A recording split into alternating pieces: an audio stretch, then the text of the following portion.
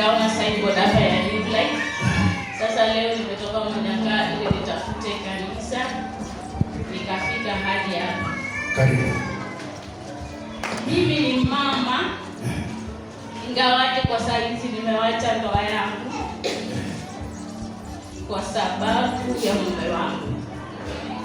Tumeishi kwa muda, ingawaje changamoto ilikuwa mengi, nikawa naingia hadi kwa loan, nakopa loan ili tupate vile tunasaidiana. Mume wangu akawa anachukua loan na mtumia haifanyi chochote, ikabidi watu wa loan wakuje kwa boma wabebe vitu zangu. Sasa juzi maisha ikanilemea, ikabidi nikuje huku town ili nitafute kazi. Nimezunguka almost last week yote nikitafuta kazi, hata ya hoteli sijapata. Nimekuja kwa hii madhabahu ili Mungu anifungulie, Mungu awe mtetezi wangu. Asante. Sasa ulitoka nyumbani ni wapi? Nyumbani ni side za Rahia. Uko West, uko Nyanza huko. Yes. Ulikuwa unafanya kazi gani? Nilikuwa nafanya biashara ndogo huko nyumbani. Ingawaje nikianza masiku kidogo inaanguka. Sasa ulikuwa unaishi na mwanako? Mwanangu anaishi hapa Eldoret. Oh, yeye anaishi huko. Yes. Sasa wewe wafanya kazi huko wamtumia pesa hapa? Saa zingine tunaongea nikope hata loan, nakopa loan na mtumia pesa huko. Anatumia bila kulipa? Anaitumia na alipi. Kwa hivyo ukaja ukachoka kule nyumbani sasa.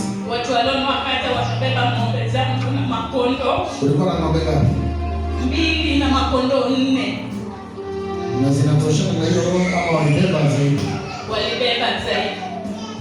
Loan ya pesa ngapi? Ilikuwa imebaki 11,000. Sasa 11,000 wabebe ng'ombe 2 kubwa? Wakabeba ng'ombe moja na kondoo 2. Ingine tena wengine tena wakakuja wakabeba zingine. Nilikuwa na loan 2. Wakakupangia? Ndio. Wakabeba kile kitu ulikuwa nacho? Kila kitu nilikuwa nacho. Nikabaki tu na nyumba na nyumba peke yake. Mwanaume amefanya hadi nyumbani nilikuwa na makuku, nikabaki sina hata kuku hata moja. Huyo mwanangu huyo? Sasa huyo ndio unalaumu? Ndio. Hata ulaumu watu wa roho na walibeba vitu sana. Walibeba tu, nilikuwa namuongelesha na nipelo na nakata. Sasa elewa mwanangu, hivi ndoa yako ni ya maana. Unanielewa? Ndoa yako ni kitu cha maana. Unajua watu wengi wanapotezanga ndoa sababu ya mambo ndogo eti watu wameiba vitu zangu, watu wamebeba roho, sijui watu wanangu wameniachia roho, wanangu hajanisalimia, unaenda. Watu wanapoteza ndoa zao sababu ya vitu ndogo. Vitu za hii dunia hazifai kufanya upoteze ndoa yako. Tusalimane katika jina la Yesu Kristo. Pesa sio ndoa. Pesa si ndoa. Roho si ndoa. Na uwezo ukaacha kwako mwanangu, utoke kwako. Sasa hapo umekuja kwa bwanako ama umeenda kivyako? Kwa sasa tunaishi kwa mama mwingine nikitafuta kazi yenye nimebaki. Huo uamuzi ambao umefanya ni uamuzi ambao ni mbaya. Zile vitu ulitafuta mwenyewe, unaweza tafuta tena na ukapata hata zingine. Ni kweli ama si kweli? Hizo vitu si ulitafuta mwenyewe mwanangu. Kitu ambacho nitakuombea ni Mungu akusaidie wewe urudi nyumbani kwako. Umenielewa? Hiyo hatua ambayo umechukua si hatua ya kukusaidia. Hiyo ni hatua ya kubomoa nyumba yako. Ni hatua ya kuhangaisha watoto wako. Umekuja na watoto wako hapa? Ndio. Hapa? Watakuja kanisani. Umewaleta kwa mama mwingine? Tunaishi nao huko. Ukawatoa kwako? Ndio. Kwa mama yako uliojenga wewe mwenyewe? Ile shamba yako umeacha huko ni ya pesa ngapi? Ukiuza kama sasa? Ina shamba ikamoja. Ukaacha hiyo. Na hapo ndio ulikuwa wafanya mambo zako. Usifuate hasira. Za zingine ukikasirika, Biblia inasema kasirika, lakini usiharibu maisha yako kwa sababu ya hasira. Kitu ambacho nitakuomba tu, Mungu akusaidie urudi kwako. Hizo vitu zote ulikuwa nazo, huyo Mungu atakurudishia. Kama ni ng'ombe atakurudishia, na si vingi, akurudishia hata ng'ombe 20 hata 100 katika jina la Yesu. Urudi kwako.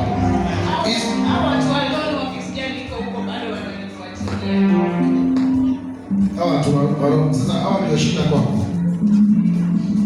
Hawa ndio shida kwako. Si wamechukua vitu zako za pesa mingi kuliko pesa uliyokopa kwao. Sema haijaisha. Mpaka wakuibie zingine. Walikuwa wanataka kubeba vitu ndani ya nyumba. Sasa ikabidi utoroke. Ikabidi utoroke. Sasa ni watu hao ndio wamekukimbiza, ndio wamekuhangaisha. Hata si mwanako. Kitu ambacho anakuomba ni Mungu akurudishe kule nyumbani. Lakini usiharibu ndoa yako, usifanye watoto wako wahangaike sababu ya watu kama hao. Sababu watu kama hao si unaweza wastaki polisi, ama iwezekana? Hawezi wastaki.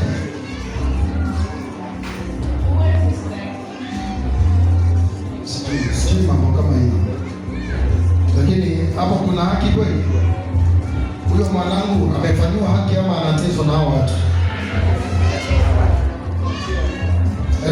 11,000 na unabeba ng'ombe moja, na ni ng'ombe ya pesa nyingi, ng'ombe kubwa 11,000 sio? Na unabeba ng'ombe na makondoo, ng'ombe ya pesa ngapi? Ng'ombe ilikuwa inaweza kutoa 25,000. Na mpaka wanaongeza sasa kondoo ndani, na wanakudai 11,000. Basi hao ni watu wametuma kuharibu maisha yako, na tunawakemea na tunasema washindwe katika jina la Yesu. Hao ni watu walituma kuharibu maisha yako. Imagine wanamfuata hivyo, wanamnyang'anya vitu zake mpaka apotee kwake sasa. Lakini nakuombea ndoa yako irudi.